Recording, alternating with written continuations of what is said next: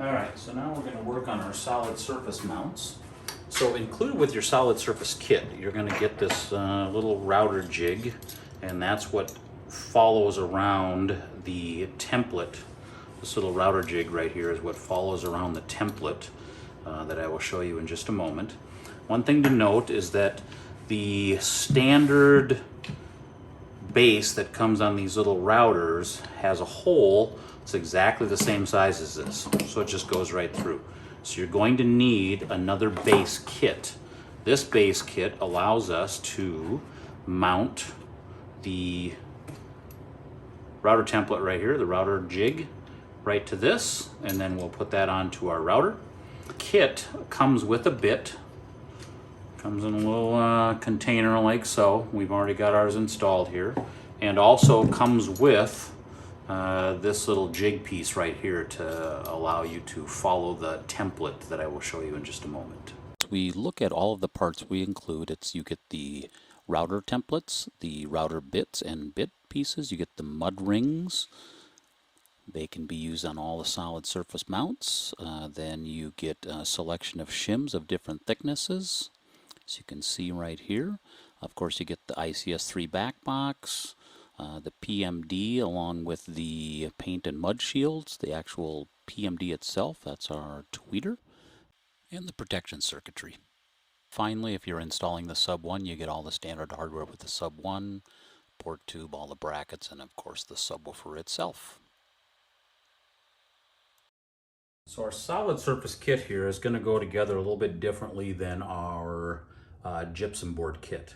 And for the solid surface portion, your opening would just be routed out by your carpenter, and he's just going to do the same routering out as he does for the light fixtures. So the other thing is a little bit different with the solid surface kit versus the standard gypsum kit is the solid surface kit comes with a grill that will be have tapered edges. That will give you a much cleaner finish rather than a jagged edge like we have on the regular kit for the sheetrock. So just note that if you have a grill that has a little angled piece on the end, you know, that is your solid surface grill. So the other thing that's a little bit different with the solid surface kit is, of course, there's no gypsum, so you have to install the kit into the joist a little bit differently. And what we've come up with is a design that is similar to what the light fixture guys use. So these are the brackets, and I'm going to show you how they all go together here. They're adjustable for width. You can also slide them so that, again, you can move your opening to match up with your lighting.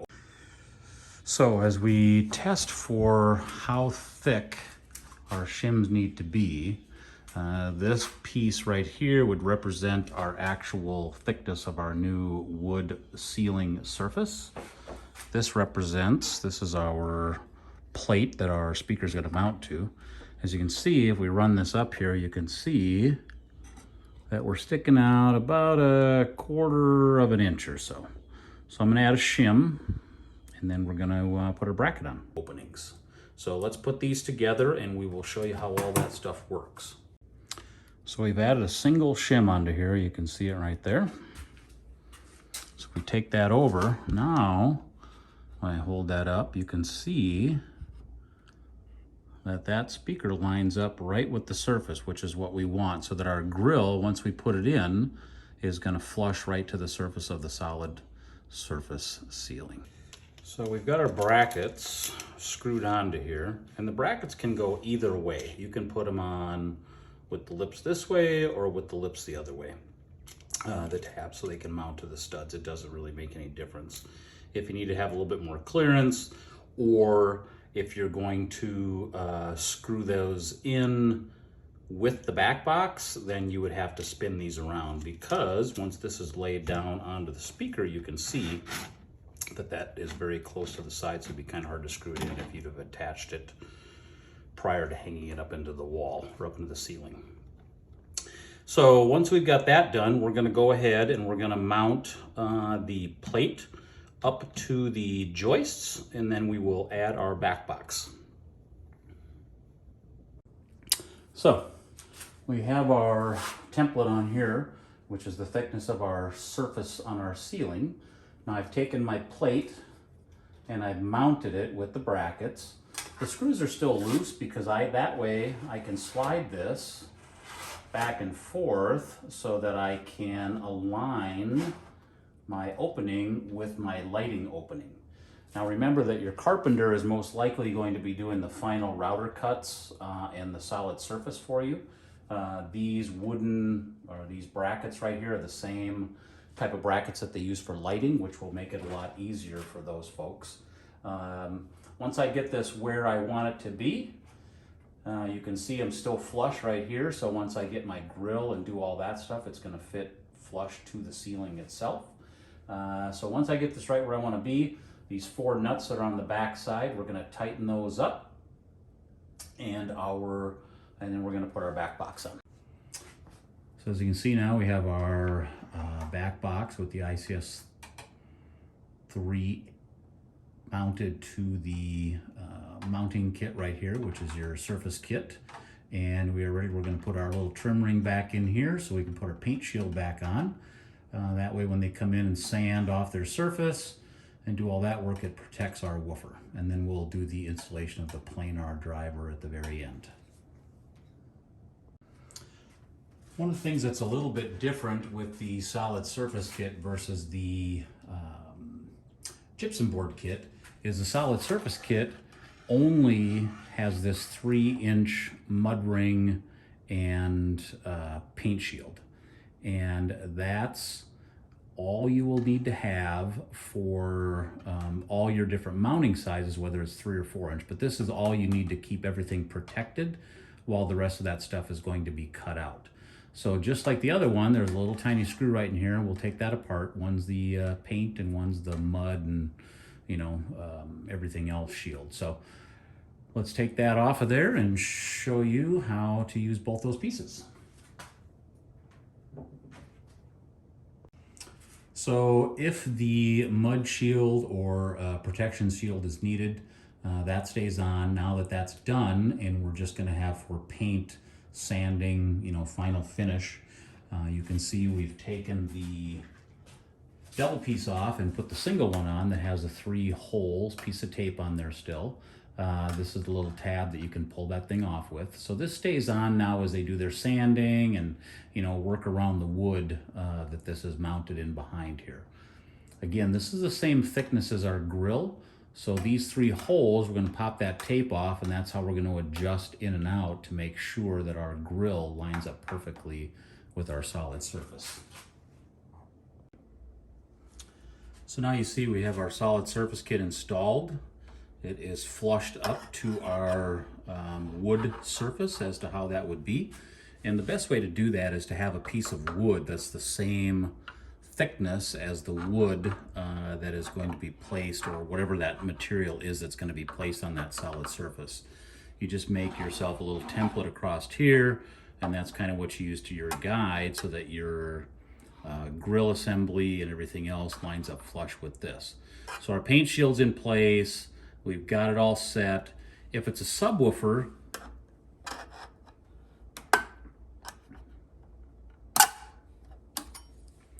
this piece right here just stays right in the kit. You don't have to take it out.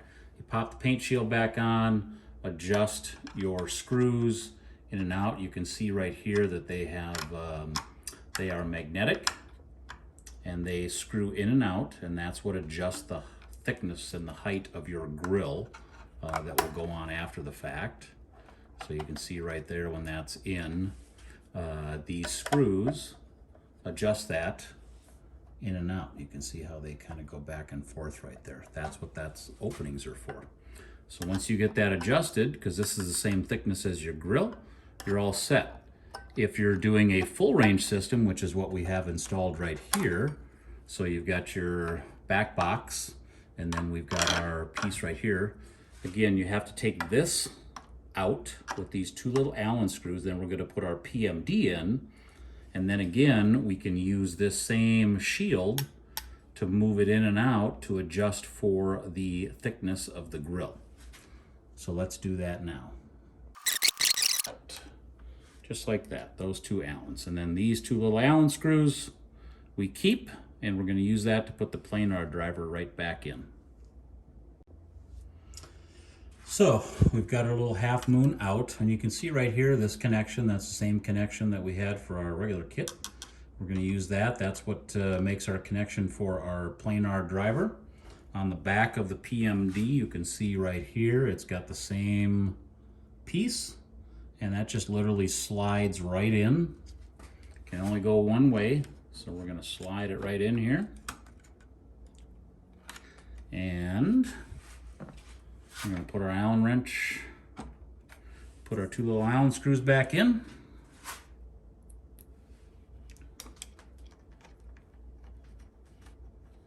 Just like so. Very simple. This will be the very last thing that's done in the installation, is putting in the planar driver. So you want to keep those in a safe place. Sometimes we know that jobs can take quite some time from start to finish.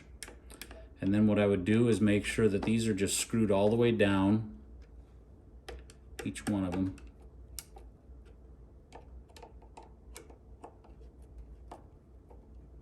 And then we're going to put this paint shield back on there, just like so. Again, same thickness as our grill.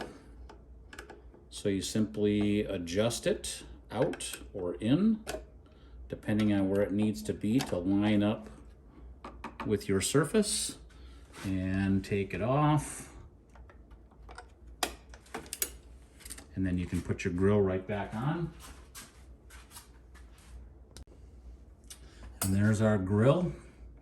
Now the solid surface kit will come with a grill that has a rounded edge, so the grill will actually be bent downward. That's how you know the difference between a solid surface grill and a gypsum board or a sheetrock grill.